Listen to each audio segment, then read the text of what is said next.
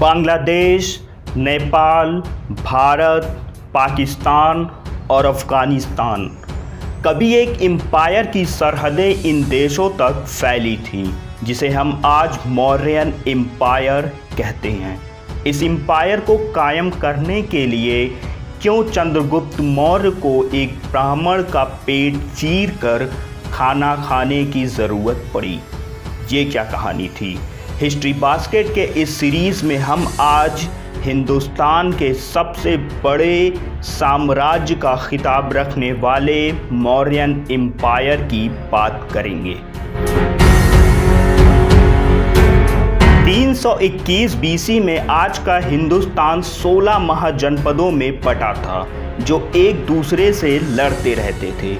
इसके अलावा 326 बीसी में हाइडस्पास युद्ध में पंजाब और नॉर्थ वेस्ट का काफ़ी हिस्सा अलेक्जेंडर के कब्ज़े में जा चुका था।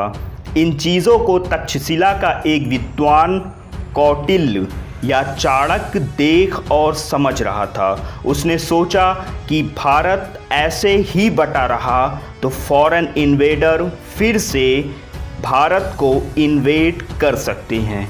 इन सारे मुद्दों को जब चाणक्य ने मगध के राजा धनानंद के दरबार में उठाया तो धनानंद ने चाणक्य को बुरी तरह बेइज्जत कर दरबार से निकाल दिया। इसी वक्त चाणक्य ने नंद साम्राज्य और धनानंद को बर्बाद करने की कसम खा ली।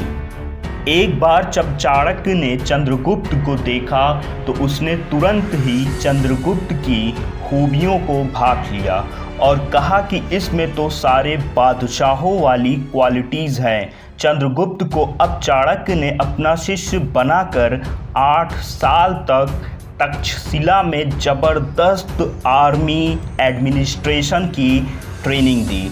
इसके बाद चंद्रगुप्त और चाणक्य जगह जगह घूमते और लोगों से अपना सपोर्ट मांगकर एक आर्मी प्रिपेयर करने के बाद दोनों धनानंद से युद्ध के लिए निकल पड़े। पर धनानंद की 80,000 ताकतवर तरीन फौज के आगे टिक ना सके और चंद्रगुप्त को अपनी जान बचाकर जंगलों में भागना पड़ा। कहा यह भी जाता है कि एक दफ़ा चंद्रगुप्त भूख से परेशान था और धनानंद की फौज की वजह से वो बाहर तो जा नहीं सकता था। तब चाणक्य ने एक ब्राह्मण का पेट चीर कर चंद्रगुप्त की भूख शांत की। इस पहले हमले के बाद चाणक्य और चंद्रगुप्त दोनों समझ चुके थे कि धनानंद को हराना इतना आसान नहीं है।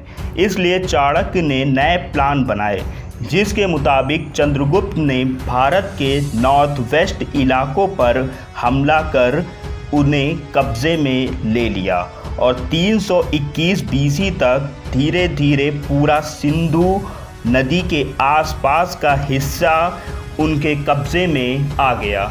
इन इलाकों पर कब्ज़े के बाद चंद्रगुप्त ने चाणक्य की मदद से एक आर्मी प्रिपेयर कर दूसरी बार 322 ईसा पूर्व में मगध एम्पायर की राजधानी पाटलिपुत्र पर धावा बोल दिया। इस हमले में धनानंद तो बच निकला, पर मगध का सारा इलाका अब चंद्रगुप्त के हिस्से में आ चुका था और अब उस सल्तनत की बुनियाद रखी जा चुकी थी जिसका ख्वाब चाणक्य ने देखा था। अब चंद्रगुप्त ने इस जीत के बाद साम दाम दंड अपनाकर धीरे धीरे महाजनपदों को मिलाने के साथ अलेक्जेंडर के द्वारा जीती गई ज़मीनों पर भी हमला करना शुरू कर दिया।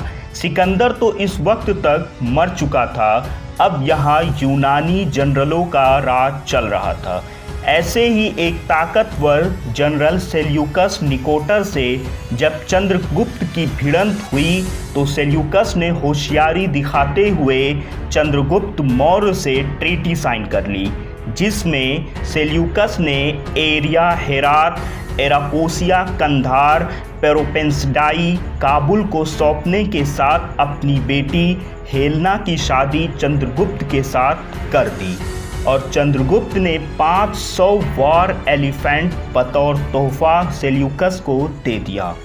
नॉर्थ वेस्ट की जीत के बाद अब बारी थी साउथ की। चंद्रगुप्त ने वहाँ भी चाणक्य की मदद से पहले सौराष्ट्र और फिर महाराष्ट्र को जीता।